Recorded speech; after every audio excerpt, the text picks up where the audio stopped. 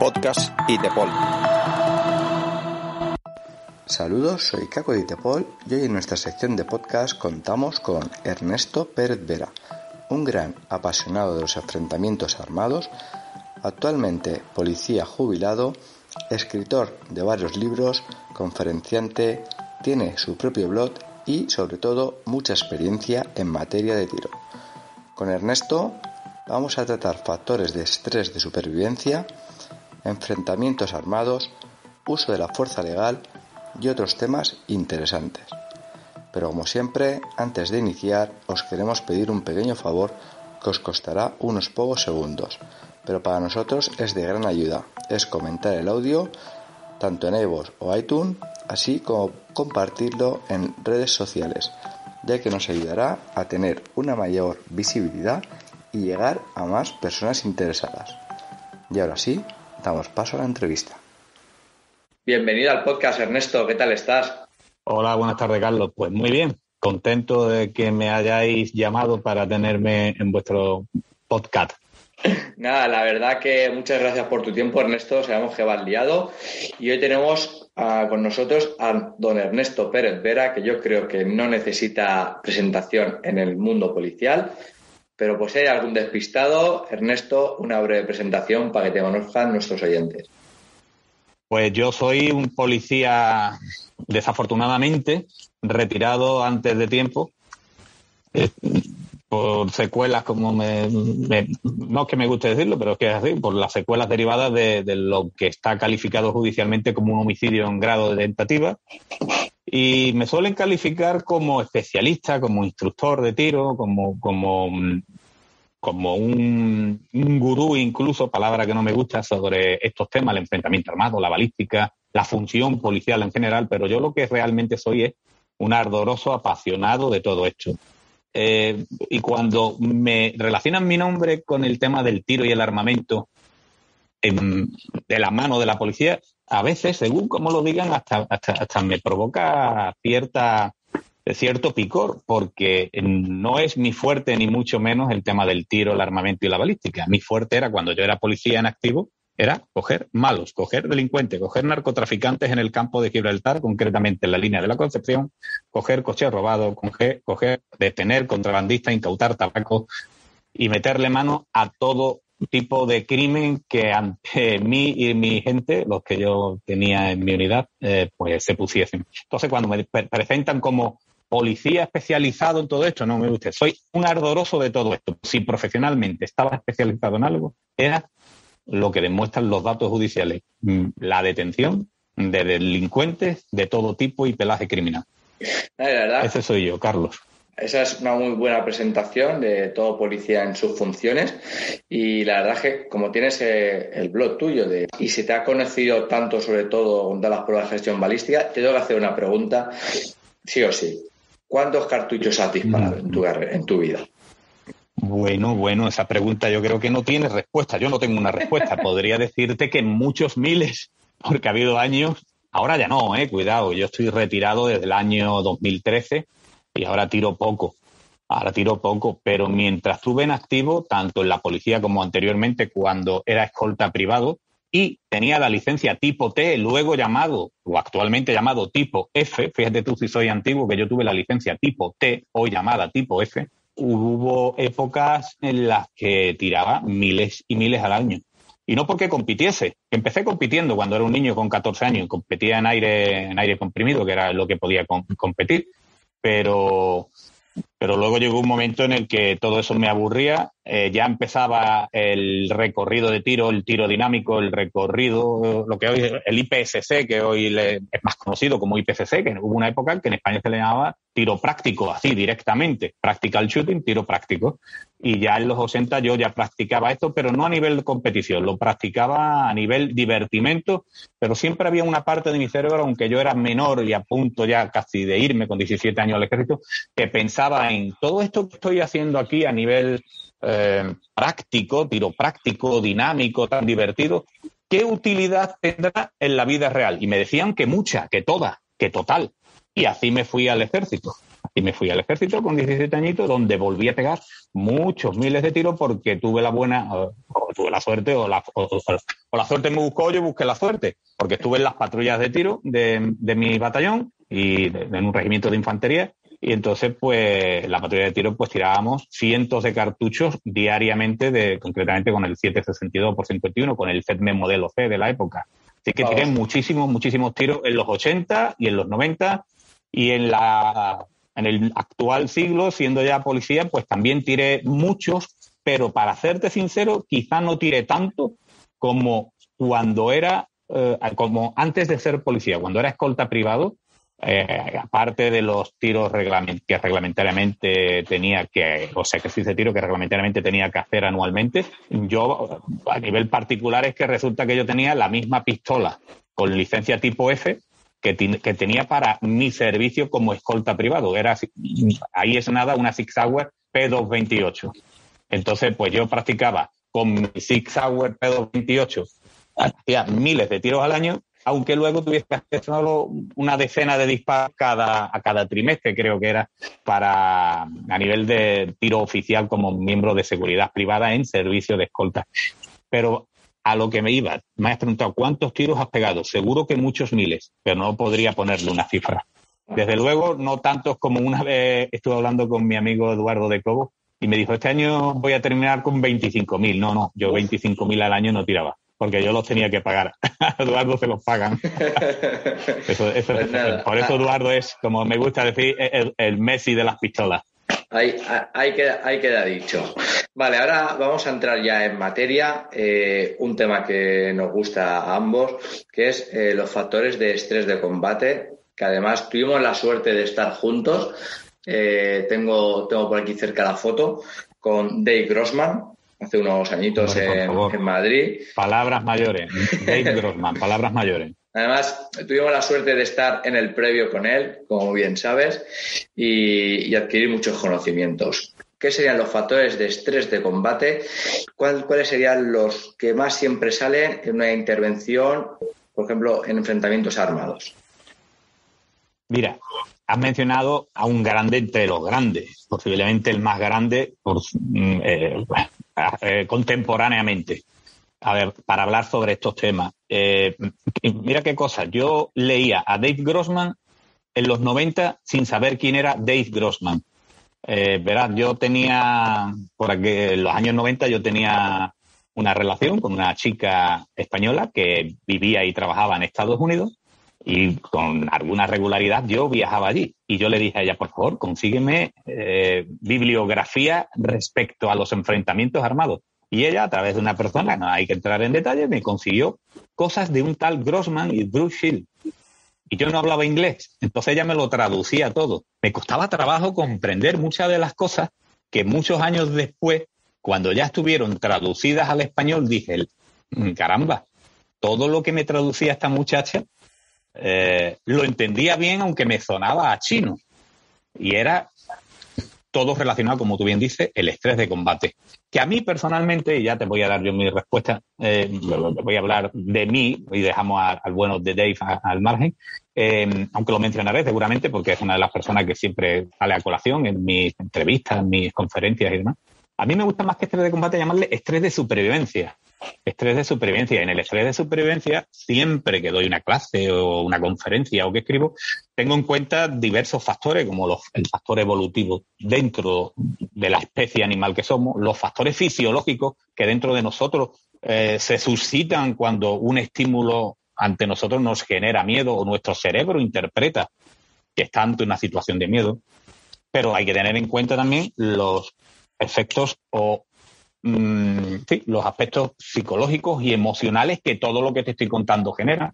Pero también hay que tener en cuenta el aspecto formativo. El aspecto formativo, a mí me gusta decir tres grandes materias.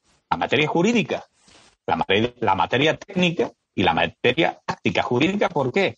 El aspecto técnico, pues también hay que tenerlo muy en cuenta, el uso y el manejo del arma. Pero si sé manejar muy bien el arma, pero me voy cojo de aspectos jurídicos, voy cojo de aspectos tácticos, de cómo desplazarme, de cómo moverme, de cómo usar un parapeto Pues entonces, esos son aspectos generales, el formativo, que también me gusta tocar. Pero luego hay otro aspecto del que también me gusta hablar, que es el socioambiental. Integrarlo todo, ¿no? En esa misma formación, integrar el aspecto jurídico, el formativo, el táctico, todo. Exacto, porque mucha gente me dice, pues fulano no consiguió consiguió desenfundar, montó el arma, pero en el último momento no disparó. Y el tío era campeón, el cuerpo era el mejor que había en la unidad, representaba al cuerpo en la patrona en todas las competiciones, el tío ganaba, tú lo veías con una destreza y tal. Sí, ¿y por qué no disparó? No, porque no lo vio claro. ¿Que no lo vio claro? Estaban apuñalando a su compañero y ahora venían a por él. Pues no lo vio claro. Pues entonces no estaba formado. Le faltaba una de las 3 patas. Insisto, la formación para mí tiene 3 patas, 3 tentáculos. La jurídica, la técnica y la táctica. Y dentro de la técnica, en cuanto al uso del arma, las manipulaciones y demás, ahí habría que sacar otro tentáculo extra, que son los aspectos psicofisiológicos. Porque yo te enseño a utilizar muy bien el arma en situación de total calma y reposo delante de la celulosa, pero el día de la verdad la celulosa, o sea, el papel, es carne, entra en juego otro factor que a mí del que siempre me gusta hablar a mí, que es otro aspecto que hay que estudiar en esto del estrés de combate que tú lo has llamado, que a mí me gusta más llamarle estrés de supervivencia, el aspecto socioambiental. Y es estudiar o hacerle comprender a la gente que nosotros, los seres humanos modernos, contemporáneos, no modernos, en el contemporáneo, sobre todo los que estamos bien de ese ser, me voy a incluir, existe una reticencia, una resistencia natural a hacer daño a un congénere. El gran Dave Grossman, de la primera vez que lo voy a citar, le llama esto la gran fobia humana universal, el man to man, el hombre contra hombre. No es lo mismo que fulano sea muy bueno jurídica, técnica y tácticamente, desenfundando, montando y disparando contra un blanco de papel, que luego el trozo de papel sea un humano que avanza al grito de te mato, cabrón, te voy a rajar, y venga con un cuchillo con sangre de la persona que acaba de apuñalar también. Todo cambia. Todo cambia. Lo que se mantenía impertérrito en el papel y en la galería de tiro, y sobre todo delante de una cámara de televisión de propaganda de lo buenos que somos los policías españoles. Y por cierto, y ahora voy a hacer un inciso, un excurso aquí, policías españoles somos todos, ¿eh? Quiero decir que hay 4 cuerpos autonómicos, que hay 2 cuerpos estatales y que hay cerca de 2.000 cuerpos locales, que es que parece que cuando se habla de la policía española todos levantan la mano con un mismo uniforme. Oiga, mire usted, ¿no? Yo tengo otro uniforme y soy tan policía español como usted. Porque a mí no me paga Alemania, ¿eh? Me paga un gobierno español legítimamente constituido. Pero bueno, esto era un excurso. Entonces, por ejemplo, Ernesto, ¿qué sería, por ejemplo, qué sería el efecto túnel? El efecto túnel, el famoso efecto túnel, es la pérdida de visión periférica, la focalización de la amenaza, de ese estímulo que nos genera miedo delante de nosotros, donde queramos o no queramos, sobre todo si el ataque no viene precedido de advertencias, si el ataque contra nosotros se produce inopinadamente, cuando menos nos lo esperamos, queramos o no queramos, incluso estando muy entrenados, nuestro sentido de la vista se va a centrar en te voy a poner un ejemplo. Algunos me dijeron, vi el cuchillo, pero no te podría decir si el tío tenía barba o no tenía barba. No podía apartar la mirada del cuchillo. Y si la podía apartar, no soy consciente. Y algunos te dicen, Ernesto, ya hubiese pasado por aquí. Como de hecho me dicen que estaban pasando gente corriendo y gritando, no los vi. Y te digo, y gritando. Es que no solo se produce... cuando una situación es de tanto nivel de estrés de supervivencia, genera tanto estrés que hace que nuestra capacidad cognitiva se deteriore, el sentido de la vista se ve afectado del modo que tú has dicho, a través del efecto túnel. Solo podemos ver prácticamente lo que tenemos delante, pero delante a pocos metros y en un círculo de aproximadamente 1,5 metros de diámetro. Pero es que también se produce una exclusión auditiva. Hay gente a la que le estaban dando el alto el fuego, que ha caído, y seguía disparando. Hay gente que dice que no oyó la sirena de los 3 coches patrulla que estaban, te digo, hay gente, perdona, y para los que nos están oyendo, que sepan que yo estoy hablando en base a mi pasión por esto, porque esta pasión me ha llevado a entrevistarme con más de 100 policías españoles de todos los cuerpos que han pasado por situaciones de este tipo. Entonces, sí, cuando te digo... Luego hablaremos de estas entrevistas de tus libros, luego las mencionaremos. Exacto. Yo de ahí es de donde yo más he aprendido. Cualquier cosa de la que yo te hable hoy, cualquier cosa que yo te responda hoy, te puedo garantizar que el porcentaje mayor de conocimiento lo he adquirido no de los cursos, que han sido seguramente muchos, no de los muchos tiros que he pegado ante un cartón, ante una silueta, moviéndome yo, moviéndose ella, moviéndonos los dos, no. Tampoco leyendo muchos libros, que también he leído mucho, tampoco oyendo muchos maestros, que también he oído mucho. Seguramente el mayor conocimiento que yo he obtenido sobre toda esta materia es oyendo a quienes han sobrevivido a esto. A quienes me dicen, mira, Ernesto, a mí me habían dicho que esto es lo que había que hacer, que esto es lo que iba a pasar cuando ocurriera una situación grave y que esto, cuando yo lo hiciera, iba a tener este resultado. Resulta que todo era mentira. Entonces, cuando yo digo, claro, nos enseñan, nos entrenan, nos adiestran, y lo pongo todo esto entre comillas, en base a una entelequia, a una realidad materializable en la galería de tiro, pero impracticable en la vida real. Por eso los tíos me dicen, no pude hacer esto, ni esto, pero la galería era el número 1 en esto, haciéndolo. Claro, que eso que estás comentando ahora, de que se quedaban, que no pudo hacer nada, ¿no? También sería otro factor, ¿no? Lo que sería la hipervigilancia pasiva, ¿no? De llegas a una intervención, ves al compañero, no sé, que lo están apuñalando, le están golpeando y demás, y te quedas apartado, te quedas dentro del coche, que lo hemos visto en algunos vídeos recientemente, que te quedas quieto como que no sabes qué hacer, ¿no? Sería esa situación, por ejemplo. Exactamente. Es la falta de formación. La falta de mentalización, de condicionamiento, esa falta de entrenamiento que condicione nuestras respuestas, provoca incertidumbre. Hay gente que no sabe qué hacer. Y hay gente que no sabe qué hacer, y lo más triste es que hay gente que no sabe, y descubre que no sabe el peor día. Cuando están apuñalando a él o cuando están apuñalando al compañero. Y últimamente hemos visto, no apuñalamientos, pero sí hemos visto algunos vídeos españoles en los que a un compañero le dan un curro y lo meten en el coche los malos y le dicen, venga, vete ya de aquí. Y su compañero o compañera para nada interviene, ni para defenderlo a él, ni para defender el principio de autoridad que ahí se tenía que haber impuesto.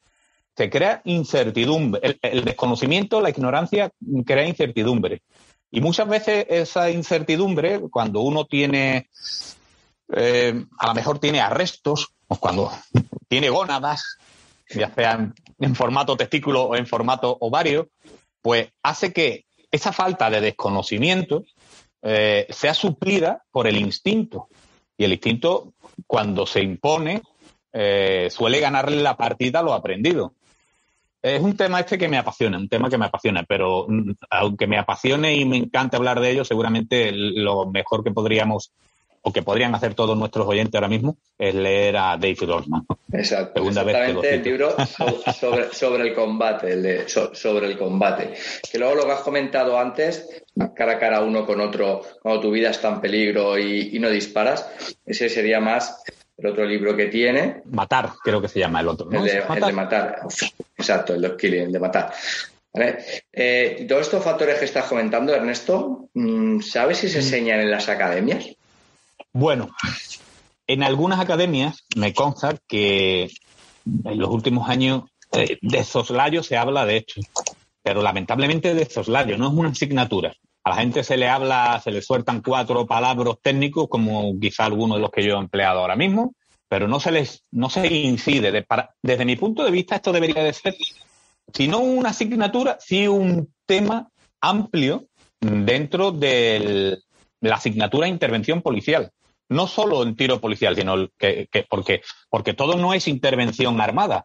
Cuando nos damos de hostias con un tío se da de hostias a nosotros y tenemos que repelerlo haciendo bloqueos o haciendo estrangulamientos, inmovilizaciones, o simplemente repartiendo, como a mí me gusta decir, gomazos, disolviendo una riña, un disturbio. Esas son situaciones que nos ponen también, nos disparan las hormonas de la supervivencia. Entonces, desde mi punto de vista, esto se tiene que estudiar no solo en tiro policial para defensa, no tiro de supervivencia solamente, sino dentro de intervención policial, porque la intervención policial hay que estudiarla muy bien jurídicamente, Pero oiga, dígale usted a ese muchacho, a ese compañero al que le están diciendo que cuando un tipo se rebote, usted podrá hacer esto, hacer lo otro, porque jurídicamente estamos amparados por la ley a reducirlo, inmovilizarlo y denunciarlo o detenerlo, pero dígale que la patata, que el corazón, le va a pasar de 60 pulsaciones por minuto porque es un atleta y el tío está muy calmado en ese momento y su corazón está a 60 latidos por minuto, se le va a poner en 180, pero en un pispás. Y que lo mismo que estaba hablando por transmisión hace un momento, informando de dónde se encontraba y pasando una afiliación a la sala de transmisiones, de buenas a primeras no va a saber responder a la segunda pregunta de la sala, ni siquiera en qué calle, ni a la altura de qué, ni qué indicativo tiene. Eso, hasta yo mismo he sido víctima de eso. Recuerdo una situación en la que 2 policías y yo, entre ellos Víctor Sánchez, el que era mi binomio, que falleció en acto de servicio hace 3 años, nos vimos en una revuelta, 3 policías rodeados por una masa ingente de personas, que al que más le dieron fue a mí. Yo me llevé la peor parte, a golpes, puñetazos y tal. Y yo, ¿sabes qué pasó, Carlos?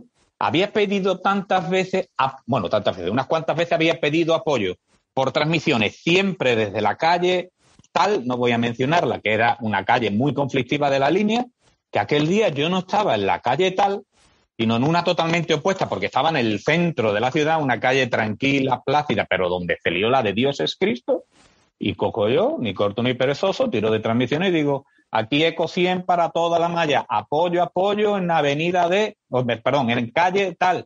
Y yo lo recordé luego, que pasaban coches casi por delante de nosotros, a toda hostia, para ir a la avenida tal o a la calle tal donde yo había pedido apoyo, y a medida que iban llegando allí decían, a ver, Eco 100, que estamos aquí, ¿dónde? Y yo decía, y ya sí dije, porque ya los golpes eran menos contra mí, habíamos empezado a controlar a la masa, teníamos 2 detenidos, bueno, aquello fue muy grande, salimos hasta en el interview muy gordo.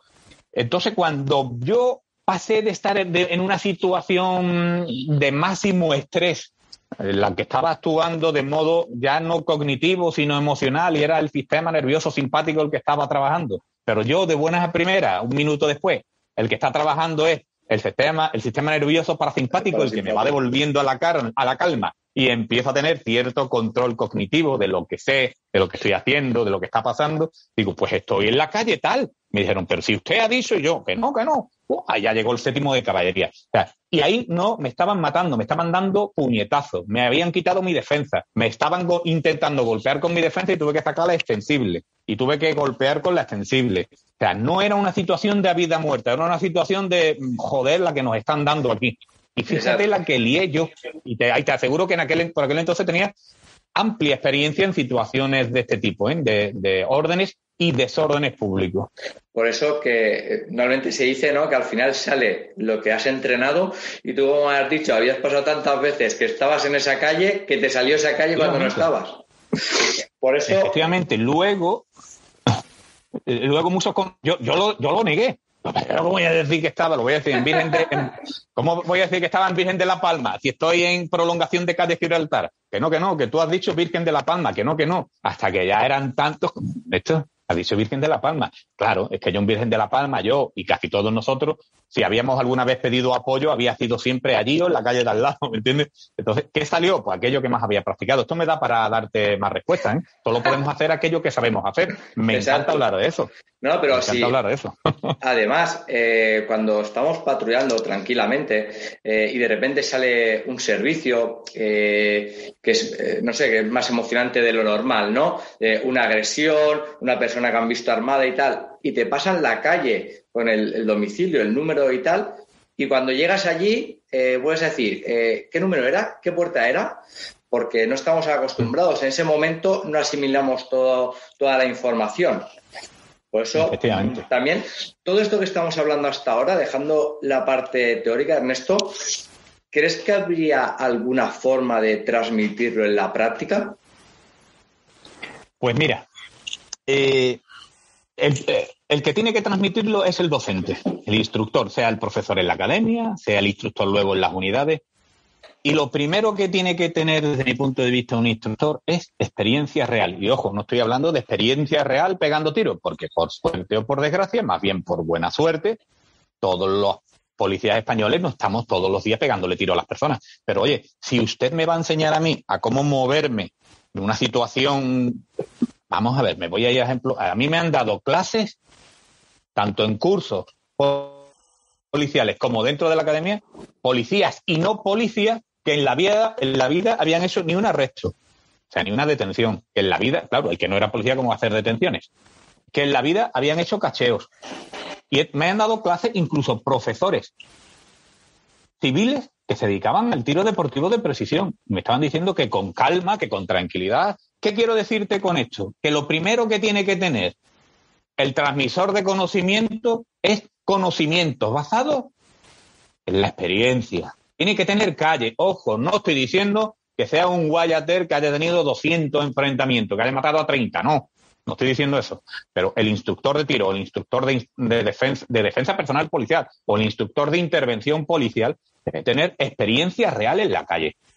Y tiene que tener experiencia real en la calle y basar todos sus conocimientos, aparte de la materia jurídica que forzosamente tiene que ser la que es, porque lo dice el ordenamiento jurídico, lo que es la práctica tiene que estar basada, insisto, en conocimientos prácticos puestos en la calle por él.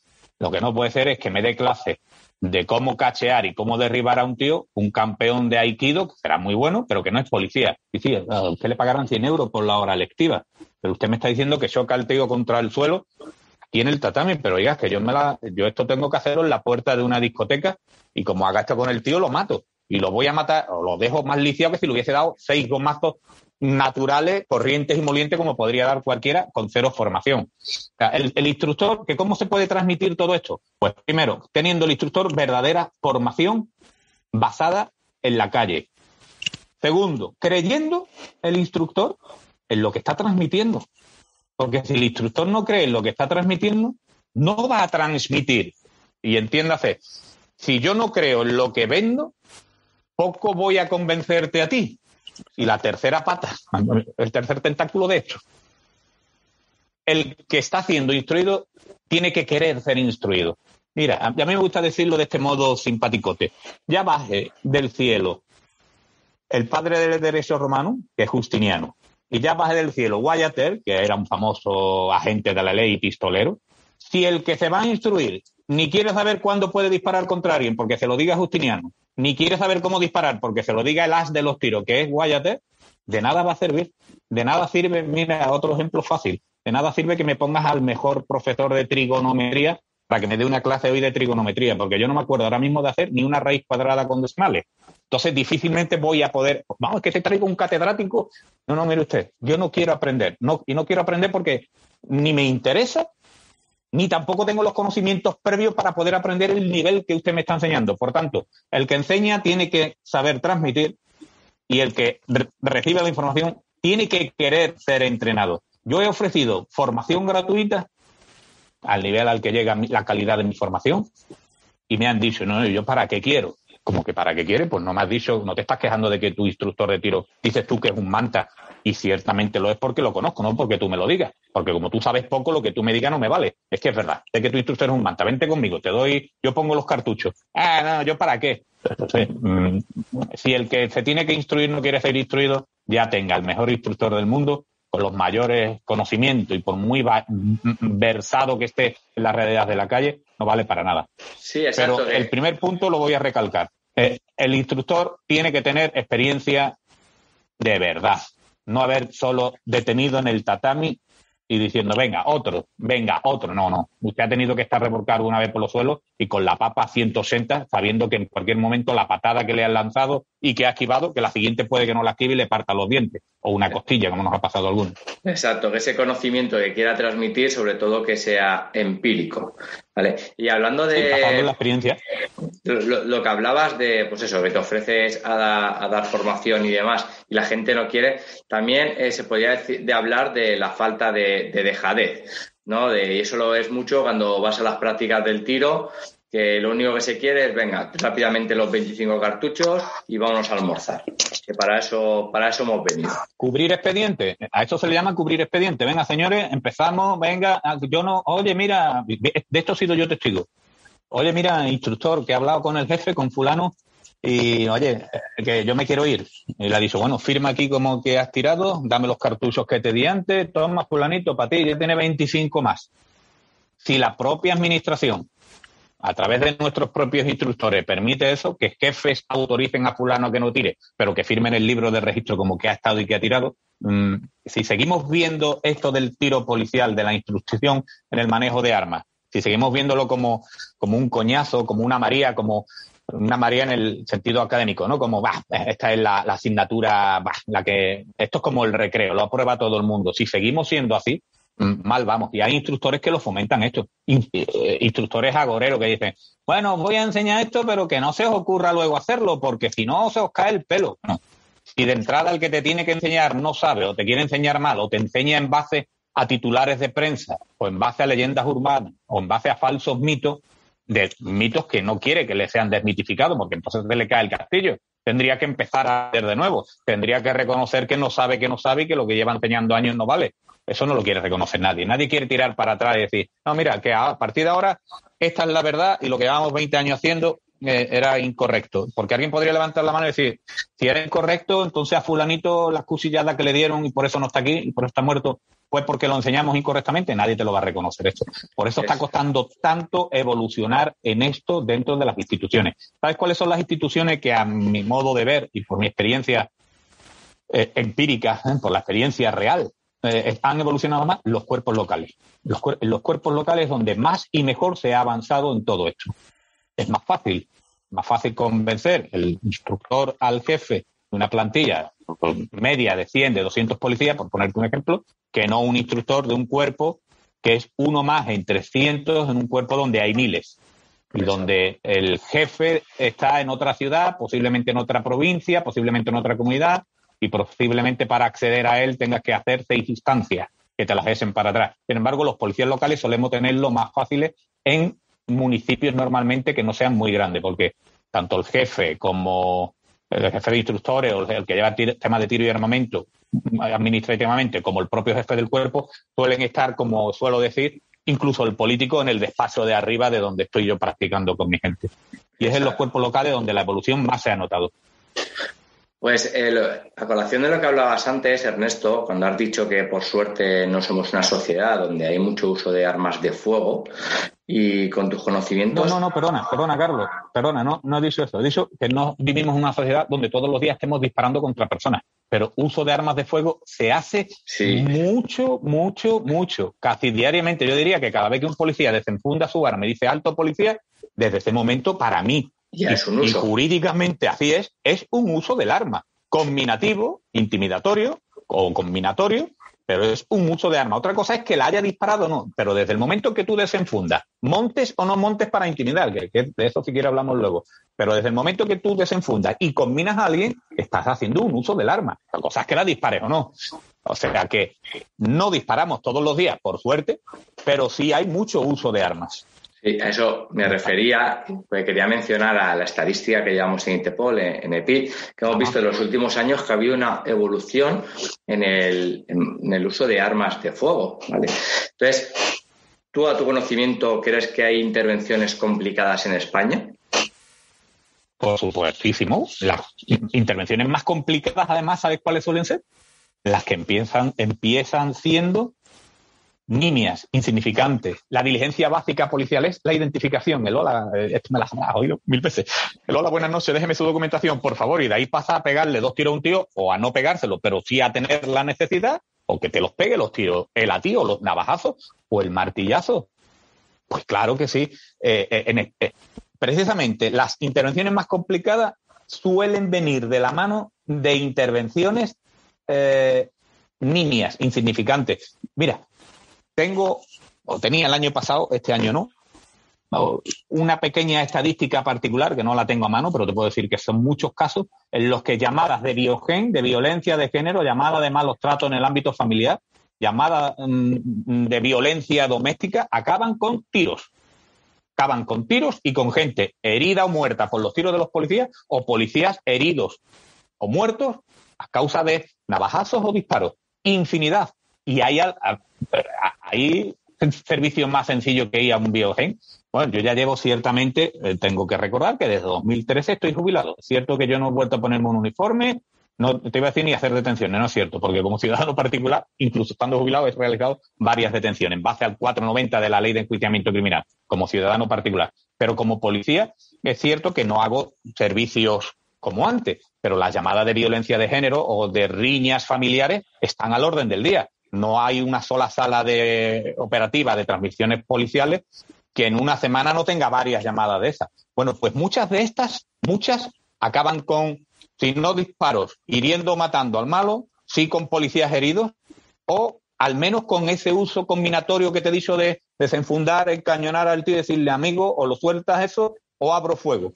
Que luego abran fuego o no los compañeros ya es otra cosa. Pero eso está al orden del día. Y esos son precios muy complicados, principalmente porque tienen su inicio en intervenciones nimias. Identificaciones, llamadas de violencia. Rutinaria, vamos a llamarla rutinarias. Rutinaria, cierto. Exacto. Muy además, rutinaria, muy del día a día. Lo que estás comentando. Y además se dan muchas veces en pequeños municipios, ¿eh? Eso es otra característica. Y al darse en pequeños municipios suele coger más con el pie cambiado a los compañeros, porque es el sitio donde más se entona aquella cantinela que tampoco me gusta a mí, que por título lleva él, aquí nunca pasa nada. Como esto es un pequeño municipio, aquí nunca pasa nada, pues precisamente cuando pase es cuando te va a coger con el paso cambiado y es cuando más golpes, más tiros o más cuchilladas te van a dar. Lo tengo más que acreditado en artículos, en libros y en el libro, un librito negro en el que voy anotando todas las incidencias de esta naturaleza de las que voy teniendo conocimiento. Además, lo que estabas comentando, el tema de las intervenciones que se producen en domicilio, ¿no? De violencia en ámbito familiar, ámbito doméstico, claro, es lo que más se tiene a mano en un domicilio, un cuchillo, es lo más fácil que hay. Nosotros hacemos las escenificaciones, que no es el 100% de lo que es la realidad, pero sí lo podemos extrapolar y vemos a policías en esas situaciones cómo se ponen. Es justamente poner esa situación, ¿no? De que vas a un domicilio, se escucha mucho ruido, han llamado muchos vecinos, muebles rompiéndose, patadas, gritos, etcétera. Y abrir la puerta y ver a él que lleva un cuchillo en la mano y de ahí ya se va desarrollando, ¿no? En situación, si das las órdenes pertinentes, si lo sueltas, si no lo sueltas, si se abalanza sobre ti y en este caso, pues eso, abrir fuego. Y te puedo decir que algunas de ellas el policía se queda en hipervigilancia que hablábamos antes y que no se es capaz en una situación, en una escenificación de no abrir fuego.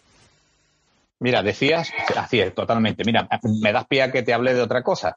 A decir una de las, sabes que soy muy, entre comillas, creador de mis propias frases. El enfrentamiento armado suele ser dinámico o es dinámico casi por naturaleza. Tú lo has dicho. Se abalanza con un cuchillo simulando una situación de una intervención sobrevenida de modo inesperado contra el policía y los policías se quedan un poco en ¿qué hago? No sé qué hacer. Te quedan como bloqueados emocionalmente, lo que los lleva a congelarse también físicamente, a no saber, como no sé qué hacer, muchos hacen aquello de me hago el muerto, que es otra de las formas que en la naturaleza tienen los animales, o los miembros del reino animal, de la fauna. Una de las formas de sobrevivir que tienen es hacerse el muerto. Pues hay compañeros que se congelan, no voluntariamente, no se hacen el muerto voluntariamente, en el sentido de que se congelan, pero has dicho la palabra clave, se abalanza, que levante la mano todo aquel que se ha entrenado contra un blanco que se le abalanza, que avanza contra él.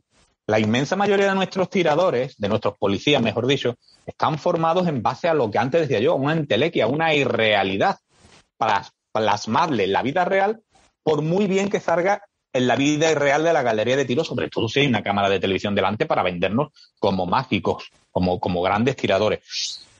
En el momento que el blanco es móvil y de carne y se abalanza sobre ti gritando te mato o sin gritar te mato, pero esgrimiendo un instrumento que a todas luces es peligroso o puede ser peligroso puede causarnos lesiones graves a nosotros o a un tercero, todo cambia en nosotros. Y lo primero que cambia es que no nos quedamos quietos como en la galería de tiro, que estoy harto de escuchar a instructores decir, cuando el blanco se gire, dicen algunos instructores, imaginaos que en vez de girarse, está avanzando hacia vosotros. Ustedes quedaos donde estáis, bien clavados los pies ahí, y tenéis 3 segundos para con calma apuntar y dar en partes no vitales. Y ahora resulta que todo el mundo me dice, Ernesto, yo pasé por eso. Y en la galería de tiro era tirador selecto. Tengo la máxima calificación del cuerpo. Pero el día de la verdad, el blanco no era de papel, el tiro de verdad vino hacia mí, y eso de quedarse quieto yo no pude controlarlo.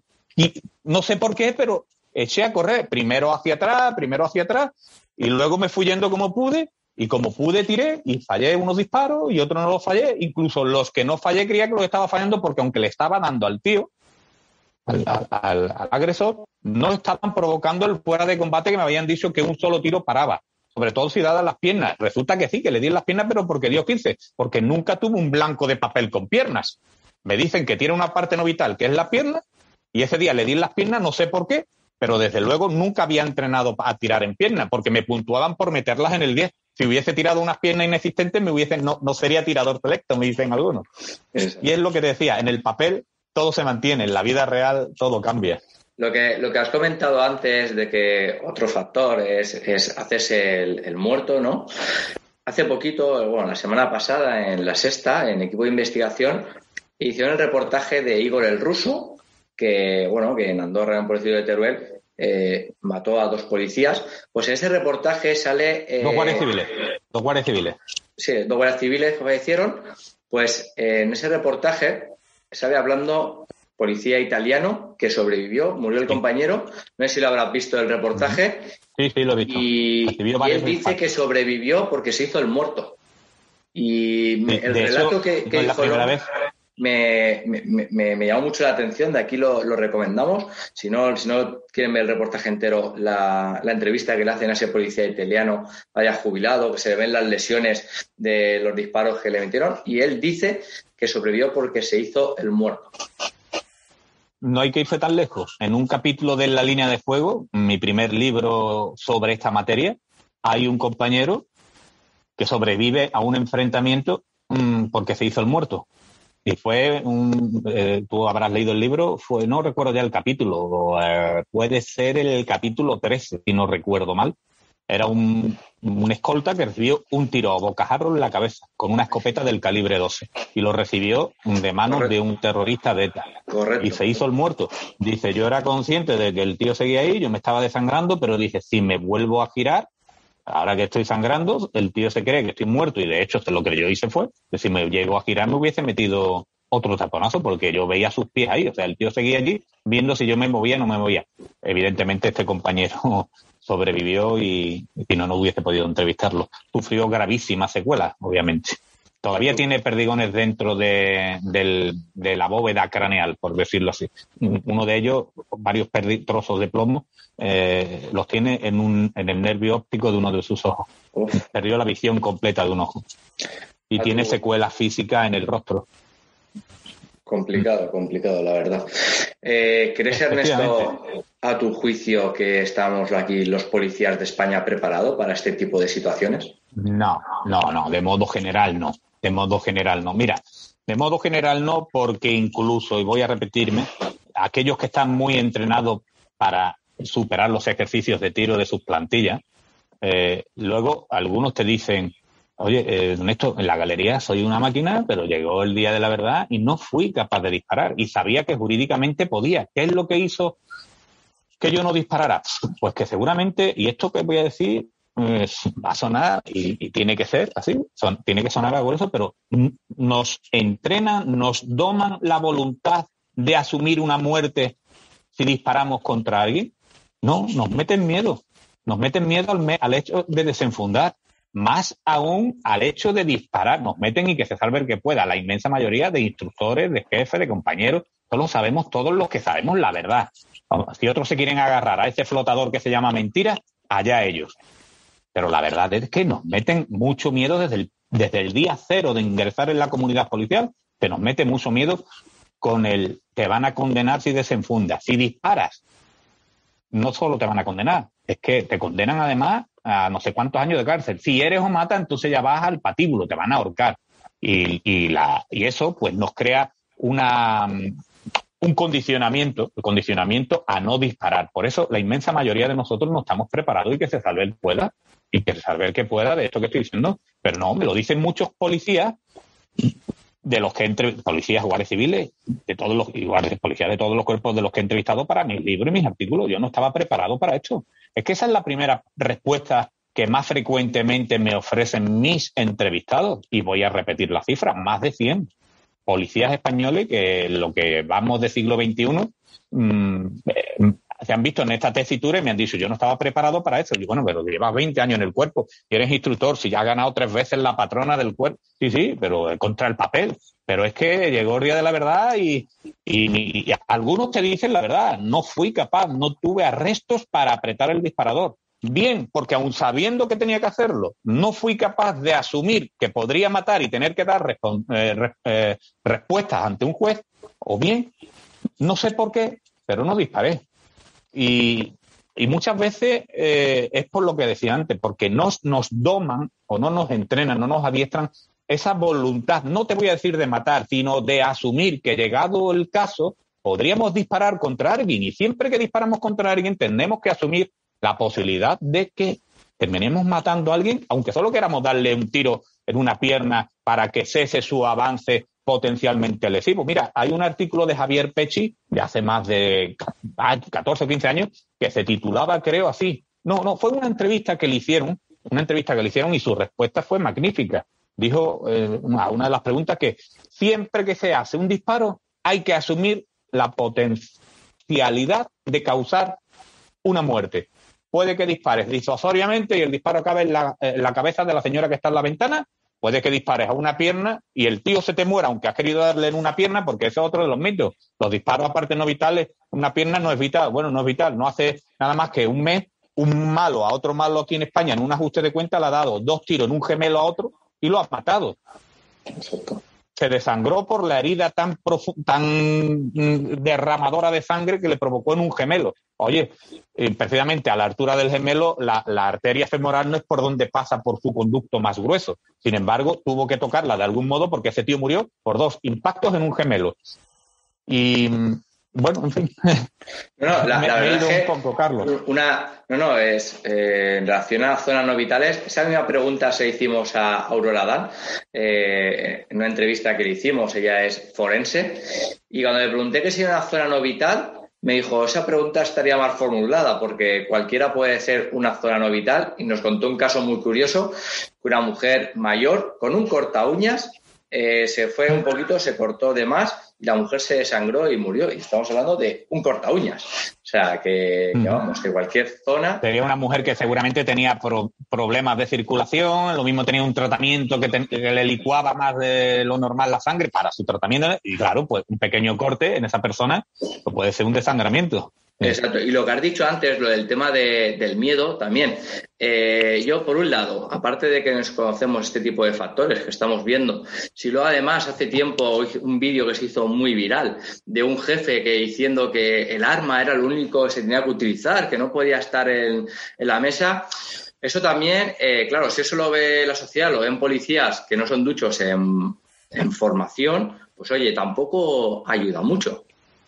Me acuerdo de aquel vídeo, le dediqué un pequeño artículo que espero le haya llegado a su cara, que lo leyera, se le pusiera la cara sonrojada. Me han dicho que no, que su personalidad es totalmente antirrojiza.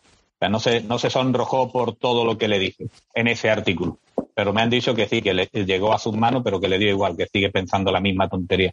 En fin, allá él. Espero que nadie tenga que patrullar con él, porque quien dice eso está diciendo que jamás defendería a su compañero aunque lo estuviesen matando, porque dijo que nunca jamás se le dispararía a nadie aunque estuviese usando un cuchillo. Eso quiere decir que si ve a su compañero, lo dijo, esto tácitamente es lo siguiente: si te está matando, querido compañero, con un cuchillo, yo a lo mejor le intento coger el cuchillo, lo voy a intentar, pero en ningún caso voy a impedir con contundencia, que contundencia es meterle un tiro al tío si está en mi mano, jamás voy a hacerlo eso. Defenderte con contundencia con la pistola no lo voy a hacer jamás, querido compañero. Es el mensaje que mandó ese hombre. Y es totalmente falso eso que dijo de que jurídicamente era imposible. Todo lo contrario, en España siempre digo esto. En España la inmensa mayoría de las veces que los miembros de la fuerza y cuerpos de seguridad usan sus armas de fuego hiriendo o matando, no es que sean absueltos, es que muchas veces ni siquiera van a juicio porque las causas se archivan, se sobreseen, no llegan a juicio. A veces se quedan en la fase de diligencias previas judicial y, ojo, otras veces no llega el compañero ni a declarar ante la autoridad judicial porque con su manifestación ante los compañeros de policía judicial, del cuerpo que sea, con esa mera declaración ante los compañeros de policía judicial, el juez dice, bueno, a la vista de esta manifestación y de las pruebas que me traen los de científicas, lo tengo claro. Aquí había una clara legítima defensa o un claro cumplimiento del deber, que esa es una causa modificadora de la responsabilidad penal, de la que todo el mundo se obliga, que todo no es legítima defensa, que no me tienen que estar atacando a mí como policía para que yo haga uso del arma para defender la vida de un tercero.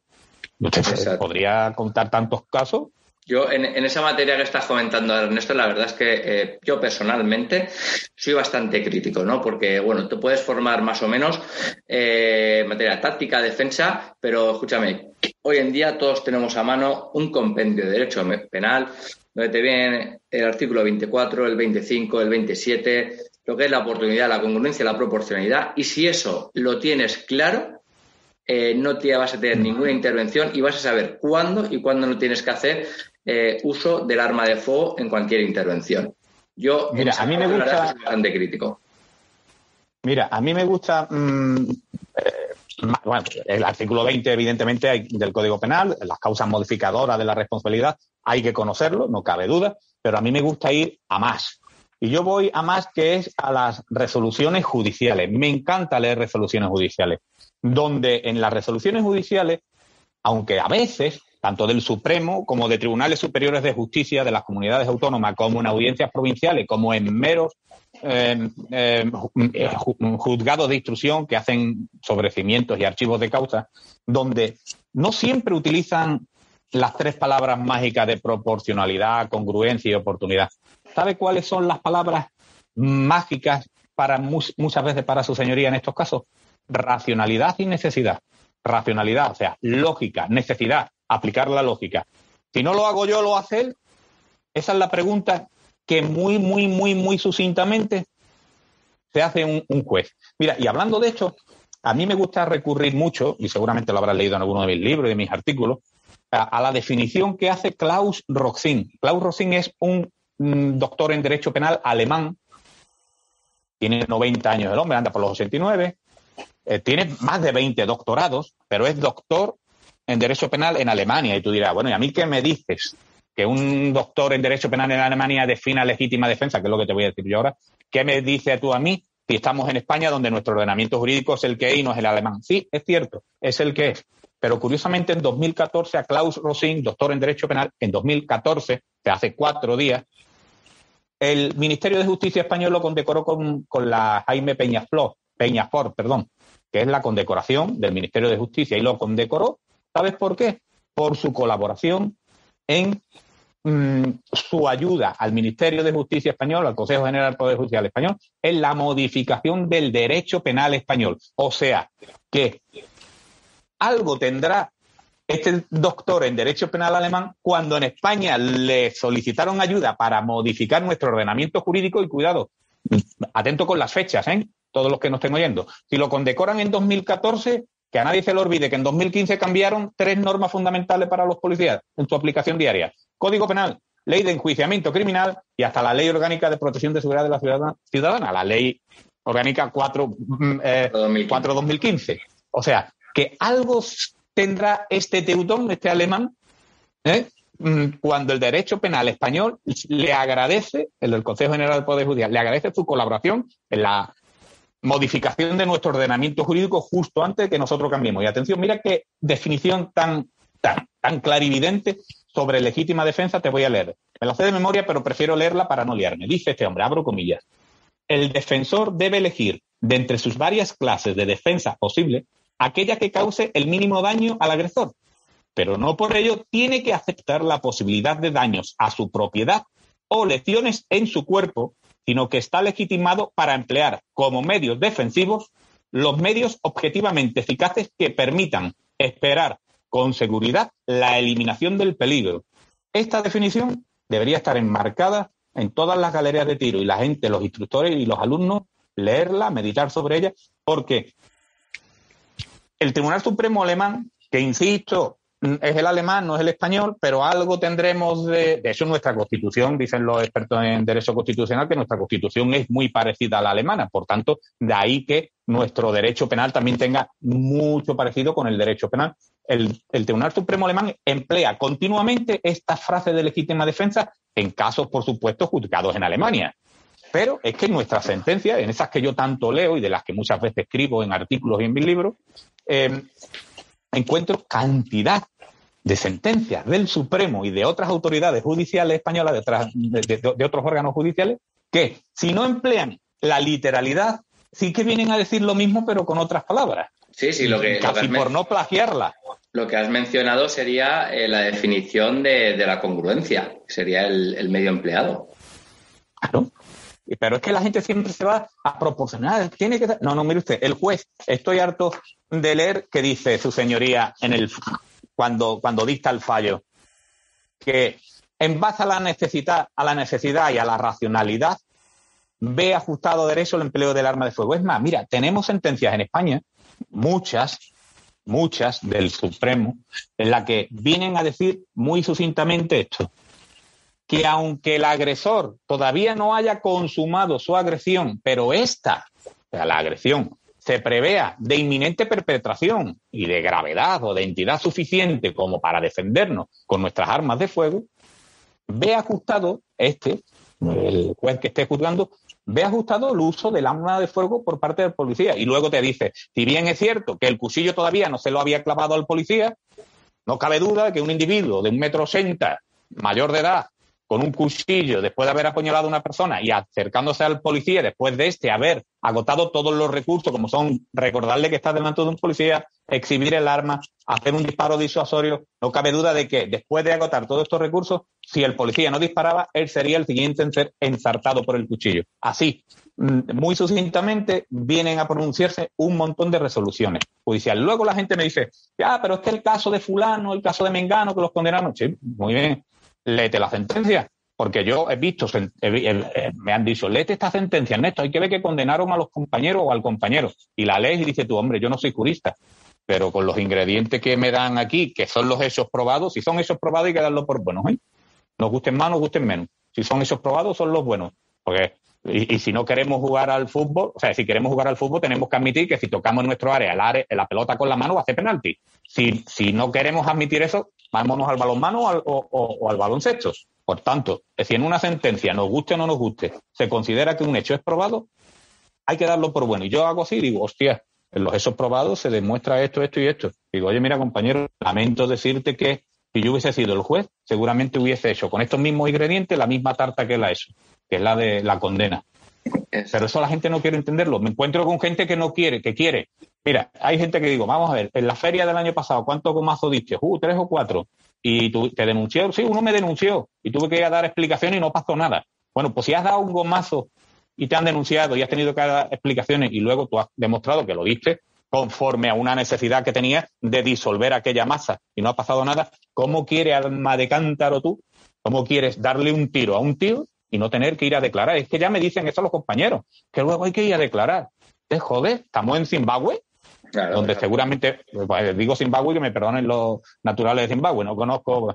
Estamos en una república bananera donde se puede matar o se puede disparar, se puede usar el arma y no tener que dar explicaciones, ¿no, hijo? ¿No? Nos guste más, nos guste menos.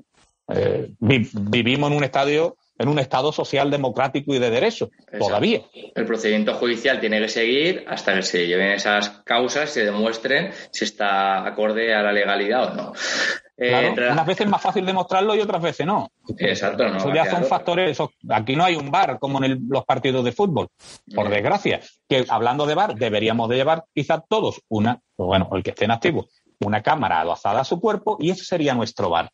Ojalá hubiese tenido yo nuestro VAR, ese VAR, el día de auto. Poco tiempo después de aquello, muchos compañeros empezaron a usarla allí en mi plantilla. De hecho, ya hay una gran cantidad de policías que, al menos aquí en el campo de Gibraltar, llevan una cámara adosada al cuerpo, no de dotación oficial, sino adquirida a título personal, pero con autorización del jefe y con conocimiento del jefe.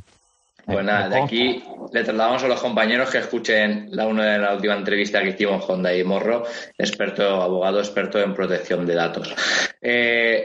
en relación a los enfrentamientos armados que hemos hablado durante de momento, ¿qué mitos te gustaría romper sobre ellos? Hay tantos. Mira, se me ha venido a la cabeza ahora, bote pronto. A ver, el que te ha venido ahora, dímelo. El ruidito insonoro. Lo voy a hacer aquí. Atención, que tengo un arma en las manos.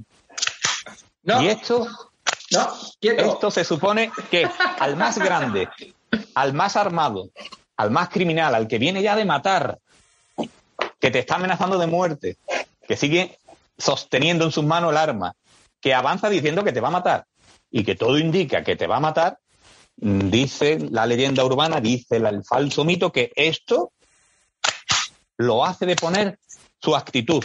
Y oiga, no y no. Todos los compañeros que usaron este método para disuadir a quien ya en su mente, cuidado con lo que voy a decir, a quien ya en su mente había resuelto llevar a cabo lo que decía que iba a hacer, que era matarte o meterte una cuchillada o matar a la parienta ante la cual tú te estabas interponiendo, quien ya ha resuelto en su cabeza llevar a cabo esa acción criminal y además no lo ha resuelto en su cabeza, sino que ya está iniciando físicamente los actos que como resultado darían eso, el crimen, a ese no lo paras con un clac, clac. Te lo digo yo, porque a mí me decía un tío, te mato, empezó a matarme, le metí 2 tiros a bocajarro y siguió matándome. ¿Por qué un clac, clac sí lo va a asustar? Y 2, boom, boom, a bocajarro en la pierna, no. Sin embargo, luego está el caso B, el caso del perro ladrador poco mordedor, el bocazas, el que dice que te va a matar, pero que realmente no tiene intención de hacerlo. Caso práctico fresquito. Hoy es el día que sea de la semana, pues el fin de semana pasado me llamó un compañero y me dijo, Ernesto, ¿qué verdad es? Un compañero de un municipio pequeño, de esos en los que nunca pasa nada, de aquí, de mi comarca, del campo de Gibraltar, me dijo, ¿qué verdad es eso que te escuché aquella única vez que fui contigo a entrenar? Y es que cuando un tío resuelto en su cabeza matarte y da e inicia los actos que pudieran matarte, seguramente los tiros al aire y los soniditos, como llamamos el sonido insonoro, esto en mitad de un griterío, eso no suena, no lo va a oír ese hombre, aparte de que ese hombre también está sufriendo esa pérdida de percepción sensorial auditiva de la que hablamos antes en situación de estrés, porque yo soy el mono bueno, que estoy en una situación de estrés, de supervivencia, pero seguramente aquel, además de estar abducido por el odio y por su afán de matar, también está viendo a un tío con una pistola delante de él, que no quiere que le pegue un tiro. Por tanto, su percepción auditiva o su cerebro le hará también padecer una exclusión auditiva, por lo que esto no lo va a oír seguramente. Pues me dijo este compañero, este fin de semana ha pasado lo siguiente, un tío con 2 cuchillos estaba amenazando a una señora, aparecimos nosotros, nos amenazó a nosotros, pero era el típico borracho del pueblo, bocaza, que de vez en cuando decía que iba a matar a medio pueblo, pero ese día, aparte de decirlo, llevaba cuchillos en las manos, y sacó el compañero el arma, montó y dice que el tío se paró, pero no soltó el cuchillo. El tío dijo que iba a dar otro paso y este compañero hizo ¡bum! Y pegó un tiro al aire. Y cuando pegó el tiro al aire, los 2 cuchillos cayeron al suelo. Y me dijo, este era el clásico bocaza, perro ladrador, poco mordedor. No iba a matar a nadie. Era el típico del pueblo que todos los días nos llamaban diciendo que va por ahí diciendo que va a matar a alguien. Y ese día era verdad y además llevaba 2 cuchillos. Pero le dije yo, Andrés, ¿crees tú que de haber empezado ese hombre a matar ya, de haber iniciado, no solo a la señora a la que quería matar, sino de haber empezado a apuñalarte a ti o a tu compañero, ¿crees que el clac, clac o el tiro al aire lo hubiesen detenido? Y dice, creo que no, Ernesto. Ese tío se paró cuando sonó el clac, clac y nuevamente, o mejor dicho, y su siguiente paso fue soltar los cuchillos cuando oyó la detonación al aire, porque como me dijo él, como tú nos dijiste una vez en la línea de tiro, no había resuelto en su cabeza matar, no era un criminal, era el tonto del pueblo que 2 días después, cuando quedó en libertad, fue llorando a pedir perdón. Ese es el tonto del pueblo al que podemos asustar con el clac, clac, y deja que te cuente otra, que yo yo siempre he ido con cartucho en recámara. Siempre. Incluso cuando estaba de escolta en los 90, me llamaban loco por llevar la Sig Sauer, el cartucho en la recámara. Y siendo policía en 2002 aproximadamente, o 2003, vi a un tío haciéndole el puente. Mira, pues en una ocasión yo mismo utilicé yo que siempre he llevado cartuchos en recámara, utilicé lo de alimentar la recámara para comprobar si lo que yo decía era cierto. Y resulta que fulanito de tal, alias el Lele, estaba haciéndole el puente a un coche, con el coche cerrado, él dentro del coche. Y le di con la linterna así y le digo, Lele, pon las manos en el volante y abre el coche que te vamos a detener. Y el tío dijo que no. Y a toda prisa intentó hacer el puente. Y saqué la pistola, di con la pistola así en el cristal, clac, clac, y le digo, ¿qué yo, Lele? Te estoy diciendo, y dijo que no. Y en el momento que me vio hacer esto, no sé si lo oyó o no, pero salió mi cartucho de la recámara, rebotó en su cristal y cayó al suelo y hizo el Lele. Catapum, puso las manos ahí y digo, ahora con tu mano izquierda, ábreme el coche. Y con la mano izquierda tiró de aquí, abrió el coche y procedimos a su detención. Si el Lele desde dentro del coche hubiese estado disparándome, ¿tú crees que ya disparándome él, esto lo hubiese hecho de poner su actitud? No. Así que ese es uno de los mitos más grandes que hay que desmontar, como aquel de que aquí nunca pasa nada. Este es el otro, van el uno y el otro van de la mano. Exacto. Aquí nunca pasa nada. Y luego resulta que mis estadísticas demuestran que casi todo ocurre no en Madrid, en Barcelona, y no en la puerta de un banco. Muchas cosas ocurren en soportales de viviendas en las que hay una riña, en soportales donde identificas a un individuo, muchas veces en pequeños municipios.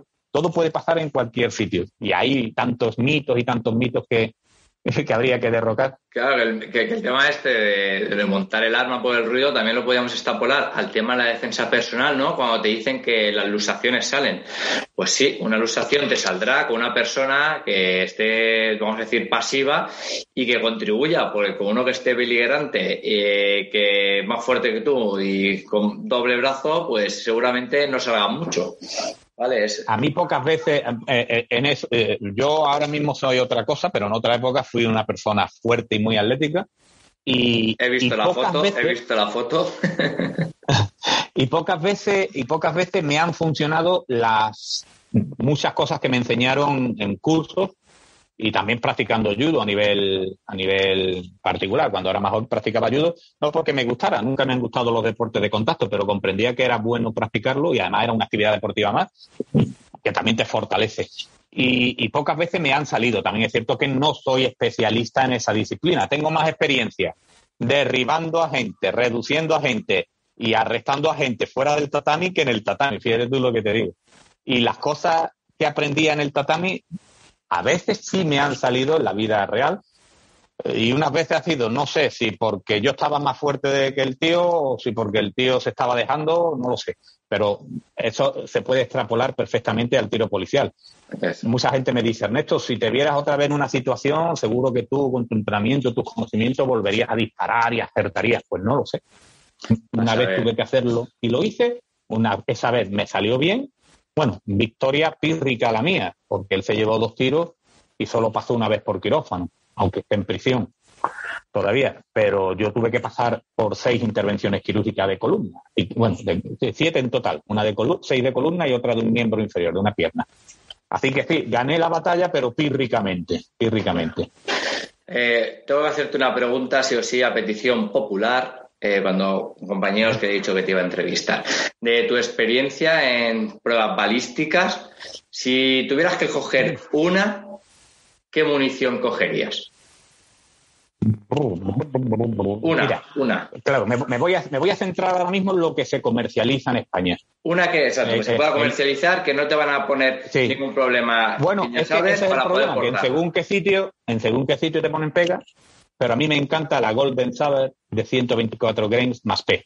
Me encanta, sobre todo la versión bonded, la que tiene el núcleo adherido, pegado, soldado, el núcleo a la envuelta, para que no, en el momento cuando impacte, tanto en blando como en duro, no salga la envuelta por un sitio y el núcleo por otra parte, para que entre toda la masa junta. Esa me encanta. Pero como la palabra punta hueca está maldita, aunque hay muchísimos cuerpos locales que lo utilizan, y podríamos decir perfectamente, no es ningún secreto, que la UEI de la Guardia Civil y el GEO de la Policía Nacional también la emplean. Y otras unidades de ambos 2 cuerpos estatales también. A mí me encanta, pero hay otras que están más al alcance para convencer a jefes, a políticos, por aquello de que no son puntas huecas, porque todas las puntas expansivas no son huecas. Si bien todas las huecas diseñadas para seguridad sí que son expansivas.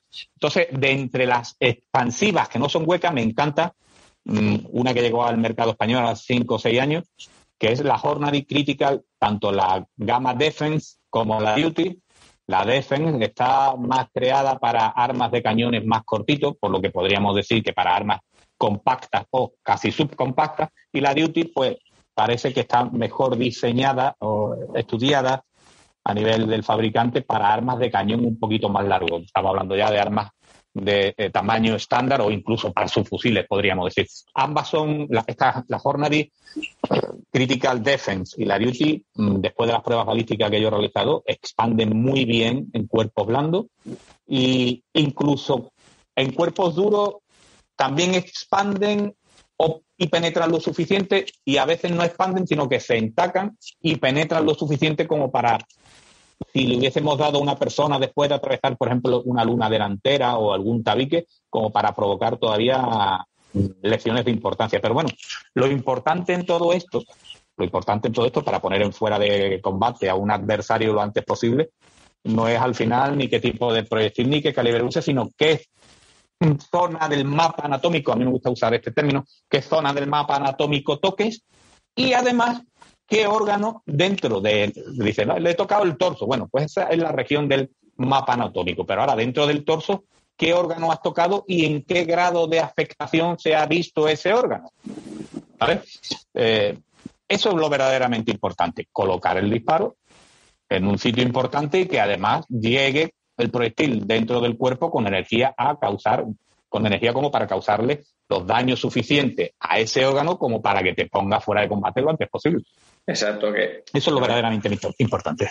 Que lo que estuvimos hablando antes que mencionábamos con la forense, nos dijo que va a ceder inmediatamente la amenaza si le da en el bulbo raquídeo, va a caer de forma inminente, y la otra sería es como el callado, si cortaras como si le dieras un interruptor. Exacto, y la otra sería el callado aórtico, pero que aún así va a tener unos cuantos segundos que si tiene un arma en la mano va a poder abrir fuego. Entonces, sí. Hay que tener en cuenta, pues eso, juntar mucho los disparos si se hace más de uno y la zona donde se haga el impacto. Cambiando ahora de tercio, también nos has dicho que eres escritor. Si yo no me equivoco... Eso dicen. Yo en realidad no me defino como escritor. Cuidado, la palabra esa me queda muy grande. Escritor puede ser... Bueno, escritor es el que escribe. Bueno, has escrito libros, ¿no? He escrito unos cuantos libros y muchos artículos. Sí. Si no me equivoco, son 3 libros. ¿Es así? 4. Bueno. Y viene otro en camino, ¿eh? Pues de eso también vamos a hablar. De los que tienes actualmente, ¿de cuál de ellos te sientes más orgulloso? Hombre, de todos, ¿no? Pero el que, entre comillas, me dio a conocer de modo, no voy a decir contundente, pero sí ampliamente en el sector, incluso fuera del sector, fue En la línea de fuego, escrito a 4 manos, por este que te habla y por el psicólogo clínico Fernando Pérez Pacho.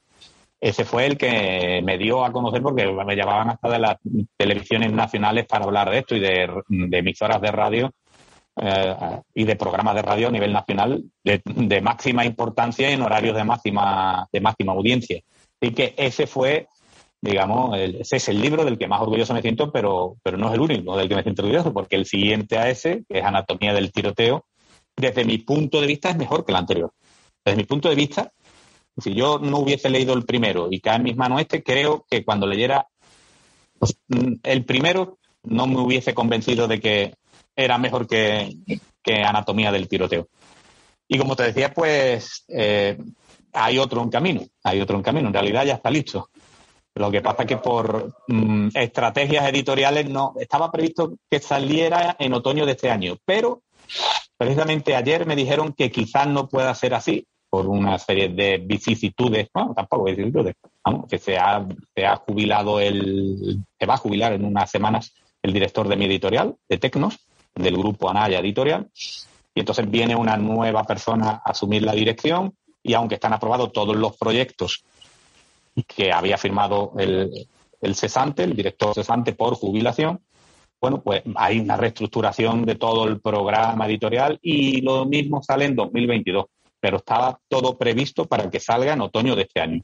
¿Puedes hacer algún adelanto? ¿Se puede? ¿Es posible? ¿O por cláusula de confidencialidad? Bueno, discurre en la misma línea de los dos anteriores, donde expongo la realidad de compañeros de todos los cuerpos españoles, cuerpos de Fuerza y Cuerpos de Seguridad, quiero decir, miembros de policías locales, de cuerpos autonómicos, de cuerpos estatales, que se han visto en la tesitura de todo lo que hemos hablado, de tener que disparar hiriendo o matando, de tener que hacerlo y hacerlo o no hacerlo, de disparar y fallar disparos, de creerse que el alto policía y el tiro al aire lo iban a parar todo hasta que tenían 2 catanazos metidos en el chaleco y digo, hostia, no ha funcionado ni el alto policía, ni alimentar el arma, ni el disparo disuasorio. Me está dando con la katana, llevo 2, llevo 3, llevo 4, ya no aguanto más golpes con la katana.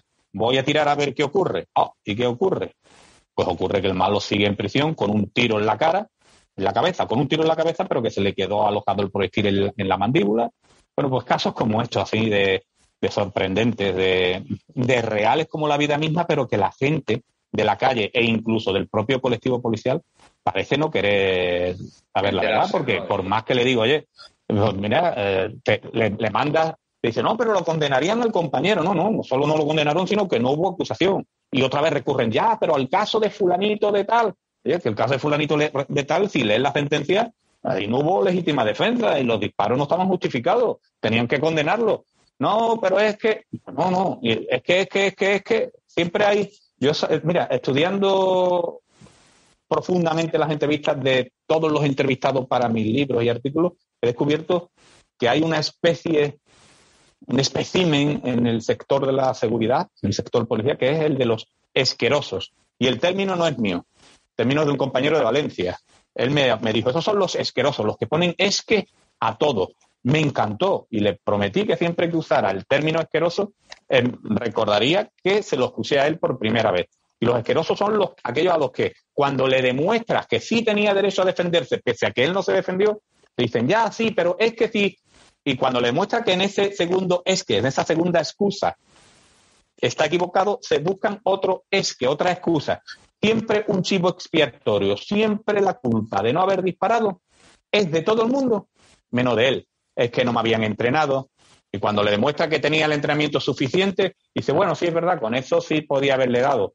Pero es que la munición era la inadecuada. Cuando le demuestra que da igual que sea la adecuada o no la adecuada, es la que tiene y es la que tienes que usar. Dice, no, pero es que, oiga, y llegamos a la conclusión de que ese hombre lo que no estaba era preparado, no ya para disparar a un ser humano, sino ni siquiera para manipular medio nerviosamente su arma en una situación de caos preparado en una galería de tiro. Porque algunos de estos le dicen, vamos a ver, aquel día que te pasó esto y esto, si lo trasladamos esto a una galería de tiro y lo recreamos, ¿tú cuántos segundos necesitarías para defenderte? Y me dicen algunos, hombre, mientras quito los 3 broches de la pistola, la saco, alimento la recámara, quito el seguro y apunto, porque le han dicho que siempre va a dar tiempo, digo, bueno, ¿cuántos segundos? Dice sincero, me dice, 5 o 6 segundos. Digo, en 5 o 6 segundos, obviamente no te hubiese dado tiempo para disparar. Y me dice, es cierto. Digo, pues entonces no será más cierto que en vez de es que, el verdadero es que tú no estabas preparado para una situación de esta. Y me dicen, pues sí, es verdad.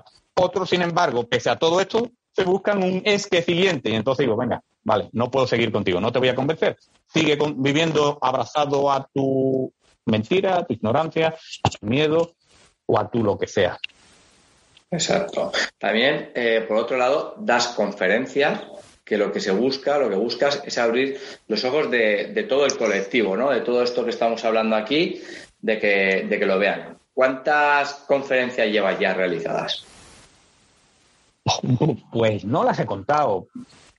Por encima, es un conteo por encima, porque hace unos días me lo preguntó una persona también para hacer una presentación mía en una conferencia que tengo que dar mañana, y van cerca de 80 conferencias por todo el país. Últimamente estoy dando muchas online, pero la inmensa mayoría son presenciales.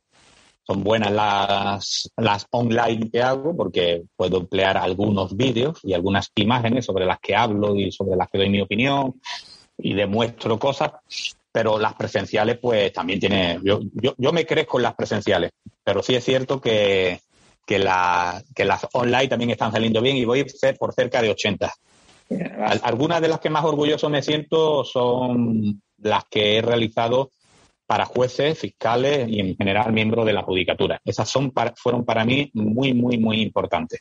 Sí, que además mucha gente se cree que no empatizan con estas situaciones, es decir, que no abren los ojos, ¿vale? Pero son de los que más se ponen en la situación, ¿eh? Yo, pues bueno, por ciertas cosas he hablado con ellos y sí que atienden mucho a las circunstancias del policía y a los momentos que viven, ¿eh?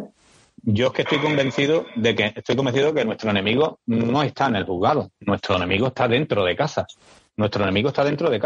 Porque yo, cuando hablo con jueces y con abogados penalistas, cuidado, que saben de verdad, de penal, que comprenden bien qué es la legítima defensa, seas o no agente de la autoridad, y que saben bien qué es el cumplimiento del deber cuando eres agente de la autoridad, que esto no lo saben todos los licenciados o graduados en Derecho, y muchas veces ni siquiera todos los que ejercen el derecho penal, que tienen que tirar de jurisprudencia para comprender de qué demonio le está hablando este simple policía local jubilado. Bueno, pues cuando yo hablo de estas cosas con jueces y fiscales en conferencias, en las que a veces he compartido mesa y mantel con ellos, he orado yo, luego ha orado luego el otro, y otras veces los que he tenido enfrente han sido solo jueces, y ellos dicen, bueno, yo es que no tengo duda, Ernesto, es que sí es cierto, los que tenéis dudas sois vosotros. Exacto. Porque es que la pregunta, mira, la pregunta se formula mal. A mí muchas veces me dicen, Ernesto, te voy a hacer una pregunta. ¿Es verdad que podemos, porque te oigo decir, te he leído, que podemos dispararle a los tíos con cuchillo? Y digo, no. Yo no digo que podemos dispararle a los tíos con cuchillo. Va a depender de la situación. Porque yo ahora voy a ir a Mercadona y precisamente tengo que pasar por carnicería y cuando vea al carnicero cortando, no le voy a meter 2 tiros. Así que yo no digo que podemos dispararle. Ahora, si el carnicero de Mercadona, de Supersol o el que sea, me lo encuentro mañana por la mañana comprando papelina y cuando le doy el alto, en vez de pararse, me acomete el mismo carnicero con el mismo cuchillo, me acomete al grito de te mato, o en silencio simplemente viene a mí hacia matarme, es el mismo carnicero, es el mismo cuchillo, y ahí sí tendría que disparar. Así que, ¿cómo formulamos la pregunta? Porque yo he estado dando conferencias en facultades de Derecho, en clases de Derecho Penal, y he dicho lo que te acabo de decir, y luego me ha dicho algún alumno avispado, dice, pues este profesor que te ha dado aquí la SASI nos dice que eso no es así.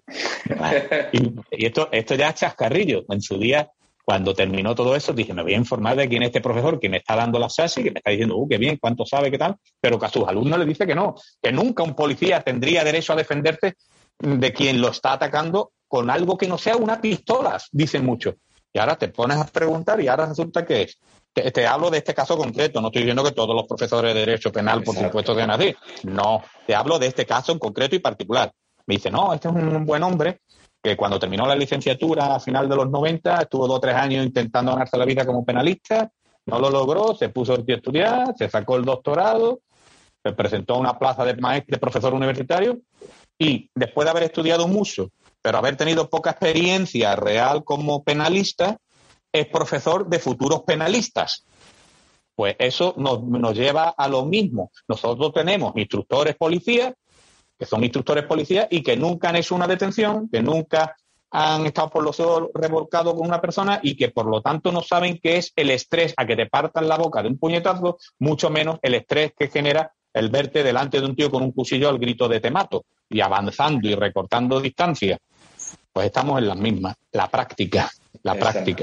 Que lo que has comentado, el ejercicio ahora, en la práctica. Lo que has comentado de que el problema lo tenemos en casa, es a lo que antes yo te comentaba, ¿no? De que yo soy bastante crítico tenemos muy a mano un compendio de derecho penal donde viene todo esto que hemos comentado antes y aparte te lo justifican con jurisprudencia y sentencia, y si eso lo tuviéramos claro, no habría ningún tipo de duda a la hora de intervenir un policía en una situación. Mira, te voy a contar una anécdota que a veces la cuento en las conferencias. uno de los capítulos de anatomía del tiroteo, Policías, muerte en la calle, mi último libro con Tecnos, uno de esos capítulos lo protagoniza un compañero de un municipio en el que nunca pasa nada, y aquella madrugada de verano nunca pasa nada, y aquella noche de verano ocurrió que, habiendo solo 3 policías en el pueblo y siendo verano, dicen, en este pueblo nunca hay nadie, pero si hay alguien, si hay mucha gente, es en verano. Pues ese día había mucha gente, pero solo había 3 policías, porque como nunca pasa nada, pues fueron a un robo con fuerza. Un individuo había fracturado el escaparate de una librería. No era muy culto y quería llevarse un libro a base de fuerza. Era una librería y lo único que pudo partir, el único escaparate que vio para partir con un martillo, fue esa librería, se llevó lo que pudo de la librería y los 3 policías se separaron. Cada uno fue por una calle y a ver quién era el que encontraba al ladrón de libros. Buen título, ladrón de libros. Y se lo encontró este protagonista. Este protagonista, al grito de alto policía, cuando vio a un tío sospechoso en la misma calle donde se había producido el robo, ve que el individuo, en vez de echar a correr hacia adelante para huir, se giró y corrió hacia él con un instrumento en la mano. El compañero dice que fijó toda su atención sobre algo que brillaba en sus manos, que no supo lo que era hasta pasado un rato. Y el tío iba corriendo hacia él con algo en una mano, elevándola, al grito de mátame o te mato. Y el compañero dice que sin ver el arma, dio por sentado que sería un cuchillo. Resultó ser el martillo mismo con el que había fracturado el escaparate para cometer el robo con fuerza. Pero no lo vio hasta pasado un rato. Pensó que era un cuchillo porque brillaba. Y el compañero dice que si hubiese hecho lo que su instructor le decía, era que nunca jamás se le dispararía a nadie que nos quisiera matar con otra cosa que no fuese, o sea, que no se defendiera nunca de quien lo quisiera matar con un cuchillo. Dice, si hubiese hecho eso, hoy tendría aquel martillo clavado en la cabeza. Dice, por suerte, y esto me enorgullece mucho y por eso lo cuento, por suerte, Ernesto, me acordé de lo que dijiste en Majadahonda, que fue un sitio en el que, a donde te viene una conferencia. Y aquello que yo dije, según él, fue esto que repito mucho. Te quiera matar, quien te quiera matar con lo que te quiera matar, tú tienes derecho a defenderte. Dice, entonces yo, sin tener claro cuál era el instrumento que el individuo portaba, pero avanzando él hacia mí al grito de mátame o te mato, y con aquel instrumento brillante en la mano, dice, decidí sacar el arma, pegar un tiro contra el suelo disuasorio mientras él avanzaba y yo reculaba. Me dice, uno avanzaba y otro reculaba, que era él, y después de pegar el tiro en el suelo, dije, Dios mío, voy a hacer lo que dijo Ernesto, le voy a tirar y que sea lo que Dios quiera. Elevó un poquito más el arma, le dio en una pierna, tuvo suerte de que el impacto, que por cierto usaba munición crítica Hornady Defense, una munición expansiva que cuando tocó en el suelo aquel disparo disuasorio no fue más allá del suelo. Quedóse todo el proyectil hecho añicos allí sin que se produjera rebote de ninguna clase, porque el tiro contra el suelo fue en un ángulo bastante cerrado. Y el otro impacto le atravesó en parte la pierna. El proyectil se abrió lo suficiente como para transferir mucha energía y solo una lasquita, parece, del proyectil salió de la pierna. O sea, se produjo una muy leve sobrepenetración, pero el tío cayó de bruces. Cayó de bruces, dice, y en ese momento vi que lo que brillaba no era un cuchillo, sino un martillo. Y me dijo el tío, estoy vivo gracias a ti, porque de haber hecho lo que dijo el instructor, tendría el martillo clavado en mi cabeza. Y me acordé de él, te quiera matar con lo que te quiera matar, y donde te quiera matar, tenemos derecho a defendernos. Dice, y no apunté, pues es una de las preguntas más rápidas que yo hago. Apuntaste, y te recuerdo que apuntar es, antes de que me respondas, enlazar los elementos de puntería y dirigirlo a un punto de impacto deseado. No, yo tiré, como lo tenía a 1,5 metros, y de hecho el informe de policía científica al que tuve acceso hablaba de entre 1,30 m y 2 metros como máximo de separación, decía el informe de policía científica, que se produjo el disparo. Dice, como lo tenía a 1,5 m aproximadamente, di por eso que le daría en algún sitio. Tuvo la suerte de darle en el muslamen, en una de las piernas, y el tío cayó. Entonces, esta es una de las satisfacciones para mí más grandes. Además, llegué a este protagonista para el libro Anatomía del tiroteo, llegué porque él vino a mí. Me llaman un día desde un número desconocido, y permíteme que me extienda en esta anécdota. Nada, es tu entrevista, ¿no? Hola, ¿qué hay? Sí. Dígame. Y me dice, Ernesto Perio, sí, soy yo. Y me dice, mira, soy compañero del pueblo tal. Digo, leches. me he levantado esta mañana con la noticia de que hace 2 noches ha habido un enfrentamiento armado allí y estaba yo intentando averiguar a quién conocía en esa provincia para llegar a alguien de ese municipio, porque quiero entrevistarme con el que ha pegado el tiro. Le digo a mi interlocutor y me dice, pues soy yo. O sea, vino él a mí a contarme lo que le había pasado y a darme las gracias por él. Te quiera matar, con lo que te quiera matar y donde te quiera matar, tenemos derecho a defendernos. Y el hombre, dice, oye, este podcast podrá decir cimiento, ¿no? Casi llorando, me dijo, estoy vivo gracias a ti, tío. Y te llamo para decirte. Le dije, pues te acabas de convertir en protagonista de un libro que estoy escribiendo. Y me dice, cuenta conmigo ya. Y dije, un poquito, espérate, que acaba de ocurrir. Vamos a darle tiempo a que se instruya todo y a que efectivamente no haya causa contra ti. Y así se hizo, pasados 3-4 meses. El malo el Ministerio Fiscal en ningún momento presentó acusación contra él. El malo que sobrevivió al tiro tampoco, y la familia del malo tampoco, ni ningún partido político de estos que muy habitualmente se suma a la acusación popular tampoco. Y cuando contra él no hubo causa, y ya solo hubo causa contra el malo por el robo con fuerza, por el atentado, por el homicidio en grado de tentativa, no me acuerdo cómo fue calificado finalmente aquel atentado, aquella agresión, pues entonces digo, ahora sí, ahora estamos en condiciones de que puedas vomitar todo lo que quieras contarme, de qué sentiste, de qué formación tenías, de qué te habían dicho. Por cierto, su instructor de tiro estuvo en aquella misma conferencia y de mi discurso solo se llevó una cosa, que sería bueno cambiar la munición blindada por la blindada y la semiblindada por la munición expansiva. Y se hizo eco de eso. El resto de mi mensaje parece que le entró por uno y le salió por otro. Seguramente con buen criterio, porque suelo decir cosas que no siempre puedo demostrar. Pero la de la munición la compró y dio su resultado ese día. Ni el disuasorio contra el suelo provocó rebote. Y cuidado, no estoy diciendo que los expansivos no reboten, también. No rebotó porque era expansivo y el disparo se produjo en un ángulo muy, muy, muy cerrado, casi de 90 grados. Claro. Y el que dio en la pierna sobrepenetró muy levemente, pero solo una lasca de la envuelta metálica del proyectil. O sea, que ahí se cumplió al 100% lo que se espera de este tipo de proyectil. Yo espero no llamarte para ese tipo de cosas. Te llamaría para otras, pero espero no llamarte para ese tipo de cosas. Bueno, has comentado lo del tema de si alineó, ¿no?, elementos de alza y mira, que es otro de los mitos, ¿no?, que también podíamos romper, que hemos comentado antes. Y nada, ahora ya, última pregunta, Ernesto.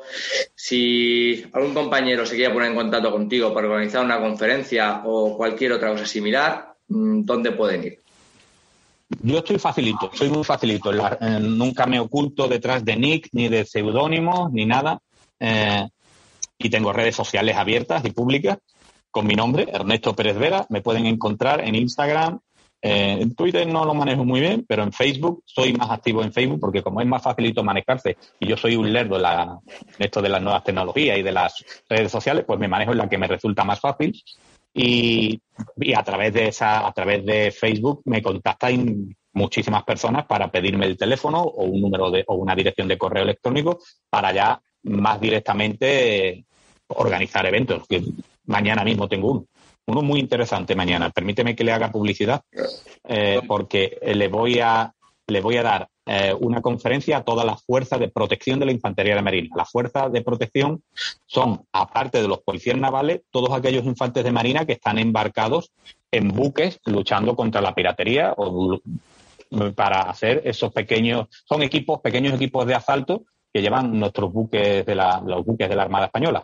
Y las fuerzas de protección son pues todos los que hacen protección de buques, de instalaciones, de acuartelamiento, de todo del Ministerio de Defensa relacionado con la Armada, no solo con la Infantería de Marina. Y es un reto para mí, porque estoy más habituado a que mi público, por así decirlo, sean miembros de las fuerzas y cuerpos de seguridad y no tanto de las Fuerzas Armadas. Así que esto, un público netamente de las Fuerzas Armadas, es un reto, porque se van a conectar mañana desde Madrid, desde el Ferrol, desde Cartagena, desde Canarias y desde San Fernando, Cádiz. Todas las fuerzas de protección, supongo que no todo el mundo, ¿no? Serán los que no tengan ninguna actividad cuartelera ese día. Pero bueno, ahí es interesante. Y me contactó un teniente coronel, jefe de la USCAN, de la Unidad de Seguridad de Canarias, el máximo mando que hay allí de la Infantería de Marina, y creo que me localizó a través de las redes sociales, precisamente, a través de Facebook. Seguro que van a aprender. Sí que soy fácil de localizar. Sí, además, has dicho que tienes tu perfil en Facebook de Ernesto Pérez Vera, pero también tienes tu página de La Línea de Fuego, ¿vale? Que tienes también... Sí, tengo una página en Facebook. En Facebook tengo 2 páginas, una con mi nombre, Ernesto Pérez Vera, aparte de mi perfil personal, tengo una página con mi nombre, y también tengo una página con el título En la Línea de Fuego. Exacto. Y luego también tienes tu blog de tiro defensivo campo de Gibraltar. También tienes tu blog. Que lo recomiendo, que la primera vez que te conocí, que te lo he dicho antes, fuera de la entrevista, bueno, la primera vez que leí algún artículo tuyo fue en el 2012, gracias a tu blog. Y ahora sí, Ernesto, por parte de ITPOL, muchas gracias por tu tiempo, por transmitir tus conocimientos, y seguro que nuestros oyentes van a estar encantados. Aquí, por último, te dejamos la última palabra para lo que quieras comentar. Nada, las gracias las voy a dar yo porque ITPOL ha puesto 2 picas en Flandes. ITPOL ha traído a España a 2 grandes, que son Dave Grossman y Edmundo Mireles, que no son cualquiera. Voy a hacer una breve. Edmundo Mireles es aquel agente del FBI que resolvió finalmente un funesto tiroteo en el año 86 en Miami. Es el primer agente del FBI que ha recibido la máxima condecoración del cuerpo, y ustedes lo trajisteis a España para que hablara de aquel famoso tiroteo suyo que fue súper, hiper, mega espectacular de Hollywood. De eso hay una película sobre ello. Y también habéis traído a España, en primicia, igual que a Edmundo. Por cierto, con Edmundo me une una buena amistad desde antes de que viniera aquí. Y también trajisteis, por favor, a Dave Grossman, el célebre teniente coronel de los Rangers americanos y psicólogo especialista en el comportamiento y en la conducta humana ante la violencia. Así que las gracias os las doy yo a vosotros más que por ofrecerme este espacio para esta entrevista que me habéis hecho, os la doy yo por lo que vosotros estáis haciendo por el resto del colectivo. Nada, se agradece. Y ahora que has dicho esto, venga, va, lánzanos un reto. Si tuviéramos que traer a otro, ¿a quién te gustaría? ¿A un extranjero? Al que tú quieras, no sé, sí, venga. Vamos a ver. Esta pregunta me coge un poco... Por sorpresa, sí, la verdad que sí. Mira, lo que me has cogido totalmente... Bueno, mira, hay un libro que he leído un par de veces, también de un agente del FBI, que es Joe Navarro, El cuerpo habla, creo que es el título. Sí, creo no, afirmo. Y Joe Navarro es un agente del FBI, creo que ya también retirado, que es un verdadero experto en lenguaje corporal. Y su libro me sirvió, forma parte de la bibliografía de Anatomía del Tiroteo, y me sirvió de bastante. Y de hecho, en en Anatomía del Tiroteo, utilizo varios párrafos suyos. Pero aparte de Joe Navarro, el reto te lo voy a hacer yo a ti. Tenemos en España a gente grande que merece más que yo estar en este espacio. Así que yo no te voy a dar nombres, pero seguro que se te vienen a la mente más de uno que son verdaderos. Te voy a dar 2 nombres que son para mí dos maestros y mentores. Uno es Javier Pecci y el otro es Cecilio Andrade. Si yo estoy aquí y ellos todavía no han llegado, me ruborizo. Deberían de estar ellos antes que yo en este espacio. Pues queda anotado y lo dejamos ahí en pendientes.